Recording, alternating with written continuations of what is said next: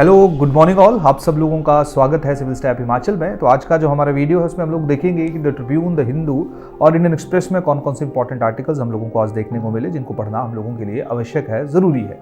तो सबसे पहले बात करते हैं यूनिफॉर्म सिविल कोड की, यूसीसी बिल की, जिसको उत्तराखंड की लेजिस्लेटिव असेंबली के द्वारा प्रपोज किया गया। अब देखिए, दो तीन चीज़ें जो अब आप लोगों को समझने की आवश्यकता है। लास्ट समय जब हम लोगों ने न्यूज़पेपर रीड किया था तब हमने देखा था कि किस तरह से जो उत्तराखंड की कैबिनेट है उसके द्वारा यूनिफॉर्म सिविल कोड के बिल के ड्राफ्ट को अप्रूव किया गया था। अब उसको पेश किया गया और आज जो है उस बिल को शायद पास कर दिया जाएगा।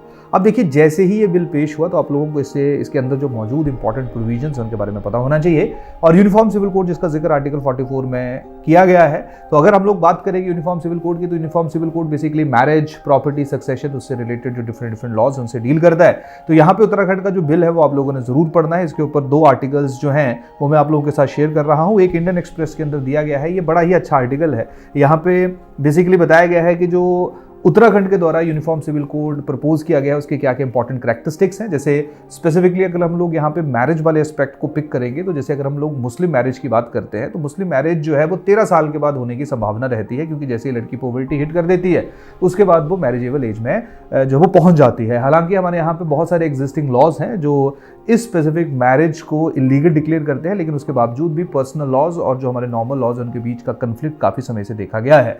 तो अभी जो एज है उसको फिक्स कर दिया गया है, जहां पे लड़के की एज 21 साल है और लड़की की एज जो है 18 साल है। और ये जो एज डिसाइड की गई है जो हमारे करंट लॉज हैं उन्हीं के ही अकॉर्डिंगली है। क्लियर। उसके साथ साथ हम लोग प्रॉपर्टी सक्सेशन की बात करेंगे कि प्रॉपर्टी जो वो कैसे आगे ट्रांसफर होगी उसका भी जिक्र किया गया है। तो यहाँ पे सिर्फ एक ही रिलीजन के ऊपर इसका इंपैक्ट हमें देखने को नहीं मिल रहा है, यहाँ पे हिंदू जो सक्सेशन लॉज हैं उनके ऊपर भी इसका इंपैक्ट हम लोगों को देखने को मिल रहा है। और उसके साथ साथ अगर आप लोग राइट साइड पे देखोगे तो यहाँ पे बेसिकली जो इंडियन कॉन्स्टिट्यूशन के अंदर यूनिफॉर्म सिविल कोड को इंक्लूड किया गया था, तो जो डिबेट देखने को मिले, यानी कि वो लोग जो यूनिफॉर्म सिविल कोड को इंप्लीमेंट नहीं करना चाहते थे उनके क्या आर्गुमेंट्स थे, और वो लोग जो यूनिफॉर्म सिविल कोड को इंप्लीमेंट करना चाहते थे उनके क्या आर्गुमेंट्स है। तो राइट साइड के ऊपर जो है वो स्पेसिफिकली एक आर्टिकल जो वो पब्लिश हुआ है, how the uniform civil code came to be included in the Indian constitution. तो यहाँ पे दोनों के दोनों जो एस्पेक्ट्स हैं यूनिफॉर्म सिविल कोड से रिलेटेड वो आप लोगों को पता चल जाएंगे। क्लियर। तो यहाँ पे सीधी बात क्या है, अगर हम लोग बात करेंगे तो HPH जनरल स्टडीज पेपर 2 में कॉन्स्टिट्यूशन ऑफ इंडिया में जो हमारे फीचर्स हैं, directive principle of state policies हैं, क्लियर, उनके ऊपर जो है वो ये स्पेसिफिक बिल आप लोगों के लिए महत्वपूर्ण साबित हो सकता है। और साथ में यहाँ पे लिव इन रिलेशनशिप की भी रजिस्ट्रेशन को कहीं ना कहीं जो है वो ये कहा गया है कि लिव इन रिलेशनशिप जो है उसकी भी आप लोगों को रजिस्ट्रेशन करवानी पड़ेगी। क्लियर। तो ये कुछ इंपॉर्टेंट 3-4 एस्पेक्ट्स हैं जिनके बारे में आपको आइडिया होना चाहिए, साथ में इसके क्या पॉजिटिव्स हैं, क्या नेगेटिव्स, और कैसे इसको सॉल्व किया जा सकता है, क्योंकि जो माइनॉरिटी कम्युनिटी है वो कहीं ना कहीं इस बिल से थ्रेटन फील कर सकती है। तो एक कंक्लूसिव आर्गूमेंट जो आप लोगों के पास होना चाहिए, जो रैशनल हो और प्रैक्टिकल हो। क्लियर। तो ये दो चीज़ें जो है वो आप लोगों को सबसे पहले देखने को मिलेंगी।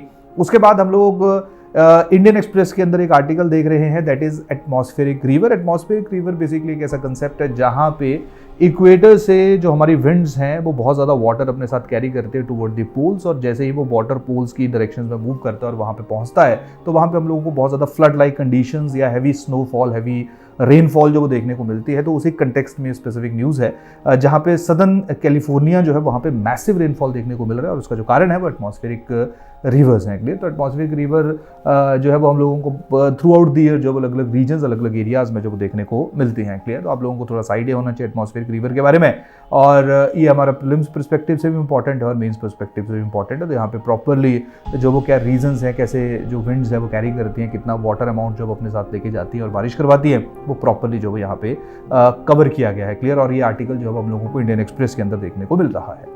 इसके साथ साथ हम लोग नेक्स्ट आर्टिकल की तरफ मूव करते हैं, वो इंडियन एक्सप्रेस के अंदर ही है। वो बेसिकली CAR-T सेल थेरेपी है जो कैंसर को क्योर करने में हेल्प करती है। क्लियर। तो वहाँ पे जो फर्स्ट पेशेंट है उसको कैंसर फ्री डिक्लेयर कर दिया गया है, जिनका नाम जो है वो है डॉक्टर VK गुप्ता।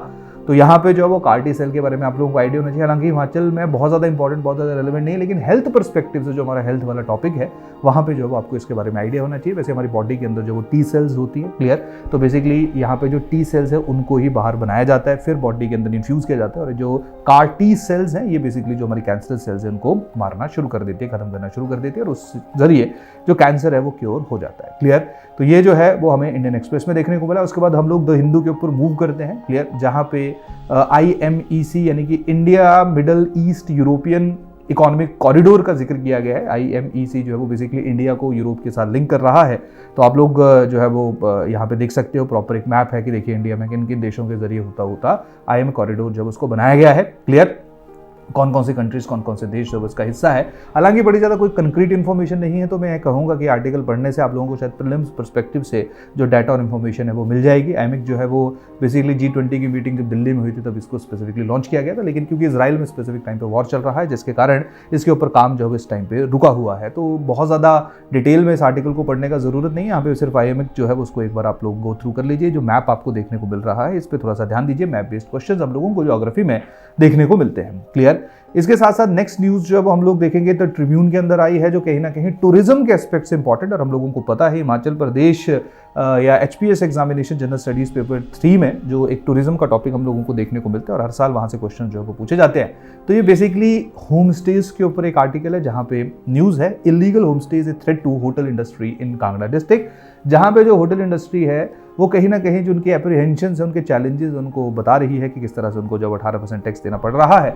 और हमारे यहाँ पे एक लॉ है कि अगर मान लीजिए कोई भी एक होम स्टे है जहाँ पे 4 कमरों से कम कमरे हैं तो उनको GST से एग्जम्प्ट कर दिया जाता है। तो बेसिकली यहाँ पे ये पूरे का पूरा जो आर्टिकल जो इलीगल होम स्टेज जो है वो कहीं ना कहीं हिमाचल प्रदेश में डेवलप हो रहे हैं उसके ऊपर पूरे का पूरा ध्यान केंद्रित कर रहा है। और उसके साथ साथ जो होटल इंडस्ट्री की प्रॉब्लम्स है उनका भी जो कुछ ओपिनियन, कुछ पॉइंट जब हम लोगों को यहाँ पे देखने को मिल जाएंगे। हालांकि होम स्टे होना जो वो कोई गलत चीज़ नहीं है, लेकिन हाँ ये जो होटल इंडस्ट्री है ये कहीं ना कहीं रिक्वेस्ट कर रही है कि उसको प्रॉपरली रेगुलेट किया जाए, प्रॉपरली उसको चैनलाइज किया जाए। क्लियर, इसके साथ साथ अगला एक और हिमाचल प्रदेश से रिलेटेड न्यूज है, government provided 6.50 crore for welfare of orphans in the state. अब देखिए जो डाटा है वो इंपॉर्टेंट कैसे है। हिमाचल प्रदेश के द्वारा एक स्कीम लॉन्च की गई है, दैट इज मुख्यमंत्री सुख आश्रय योजना। तो उसके अंतर्गत ये पैसा जो है वो एलोकेट किया गया है।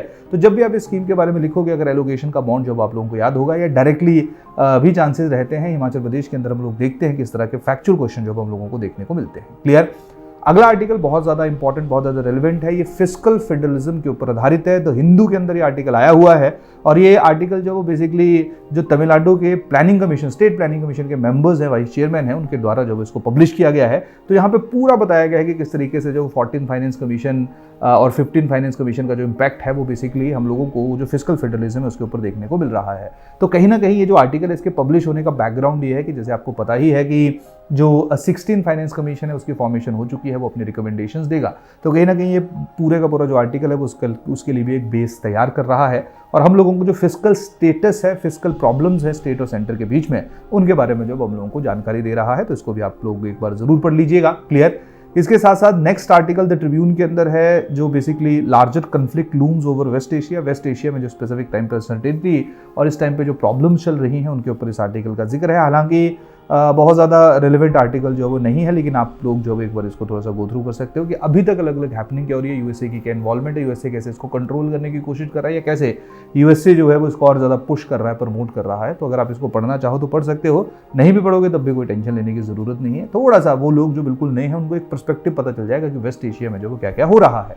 इसके बाद का जो न्यूज़ है वो बहुत ज़्यादा रेलिवेंट है, द हिंदू के अंदर आया हुआ है, अंडरस्टैंडिंग दी डिलिमिटेशन एक्सरसाइज। क्लियर, तो डिलिमिटेशन से रिलेटेड प्रॉपर जो है वो पूरे का पूरा जो HPS GS2 से रिलेटेड भी है, यानी मेंस पर्सपेक्टिव से भी इंपॉर्टेंट है और उसके साथ साथ प्रीलिम्स पर्सपेक्टिव से भी इंपॉर्टेंट है कि डिलिमिटेशन जो हमें देखने को मिलती है वो कौन कौन से आर्टिकल्स में उनका प्रोविजन है, डिलिमिटेशन होती क्या है, कब कब डिलिमिटेशन हुई है। क्लियर, तो प्रॉपर जो है वो डिलिमिटेशन एक्सरसाइज के बारे में पता होना चाहिए कि डिलिमिटेशन है क्या, किस तरह तरीके से जो बाउंड्रीज है हमारी कॉन्स्टिट्यूएंसी उनको रीड्रॉ किया जाता है। क्लियर, और किस तरह से जब 1951, 1961, 1971 हमेशा डिसाइड किया था कि 10-10 साल के बाद जब डिलिमिटेशन एक्सरसाइज की जाएगी, लेकिन 1971 में जब उसको फ्रीज कर दिया गया था, जहां पे टोटल लोकसभा की जो सीट्स थी वो हमारी 543 हो गई थी। क्लियर, तो अभी डिलिमिटेशन एक्सरसाइज जो फिर से शुरू होने वाली है, उससे रिलेटेड क्या प्रॉब्लम्स, क्या एप्रीहेंशंस। क्लियर, ये सारे के सारे जो एस्पेक्ट्स है, इंटरनेशनल प्रैक्टिस क्या है, जैसे अगर हम लोग यूएसए की बात करेंगे तो इन्होंने जो अपनी कैपिंग है वो 1913 में कर दी थी, 1913 में कर दी थी। क्लियर, तो उससे संबंधित जो है वो पूरे का पूरा ये आर्टिकल है, काफ़ी अच्छा आर्टिकल है, इसको आप लोग जरूर पढ़िए।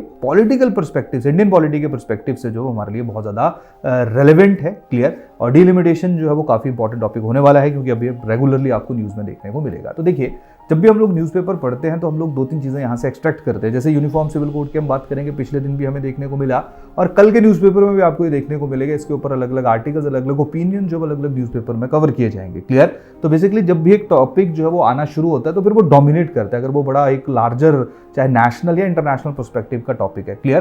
तो आप लोगों ने जो बस ऐसे ही एक न्यूज़पेपर में 1-2 महीना जो है जब आप अपनी एनर्जी डालोगे तो धीरे धीरे चीज़ें जो आप लोगों के लिए आसान हो जाएंगी। बहुत सारी चीज़ें फिर से अपने आप को रिपीट करती हुई देखने को मिलेंगी जहाँ पे आपको बहुत ज़्यादा एनर्जी जो लगाने की आवश्यकता नहीं है। तो इन टॉपिक्स को जो हिंदू, एक्सप्रेस और ट्रिब्यून के अंदर हम लोगों को देखने को मिले, ये आज के इंपॉर्टेंट टॉपिक्स थे, आज यानी कि 7 फरवरी 2024। क्लियर? तो होपफुली ये आर्टिकल हम आपके साथ शेयर कर देंगे। बाकी मैं आपके कमेंट देख रहा था, देखिए ये सीरीज जो वो रेगुलरली चल रही है, पिछले हफ्ते भी हुई थी, इस हफ्ते भी हम लोग इसको रेगुलरली ही आगे बढ़ा के लेके जा रहे हैं और हमेशा ये चलती ही रहेगी होपफुली। क्लियर? और उसके साथ साथ जो फाइल पढ़ने में थोड़ी प्रॉब्लम आ रही थी तो अब हम इसका पीडीएफ अटैच करेंगे। पीडीएफ को आप चाहे जूम करिए, आपको किसी भी तरह का जो टेक्स्ट है वो ब्लर्ड होता हुआ देखने को नहीं मिलेगा।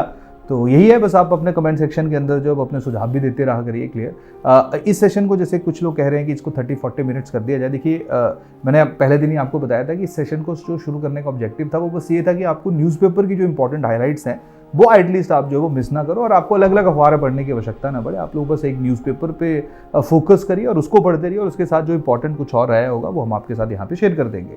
इसके अलावा जो डेली डिटेल करंट अफेयर है वो हमारी शाम को 6:15 बजे करंट अफेयर की क्लास होती है, आप उसको ज़रूर देखिए। वो काफ़ी लोगों को ऐसा लगता है कि बहुत हैवी है, बहुत एक्सटेंसिव है, पर एक चीज़ समझने की आवश्यकता है कि जिस तरह से एग्जाम का नेचर एक्सपैंड हो रहा है समय के साथ साथ, जैसे हम लोगों ने लास्ट समय भी देखा, तो हम लोग अगर बड़ा स्पेसिफिक और वन लाइनर करंट अफेयर को ही बहुत ज़्यादा तवज्जो और बहुत ज़्यादा इंपॉर्टेंस देंगे तो शायद एग्जामिनेशन पर्सपेक्टिव से वो चीज़ें थोड़ी मुश्किल हो जाएंगी। और हम लोगों का मेन ध्यान जो है वो यही रहता है कि अभी जो आ रहा है वो तो जग जाहिर है, लेकिन क्या आ सकता है उसके ऊपर जो ज़्यादा से ज़्यादा काम किया जाए। तो इसी के साथ आज का जो सेशन है उसको हम लोग खत्म करते हैं, कल फिर मिलेंगे, तब तक के लिए बहुत बहुत धन्यवाद। Thank you, take care.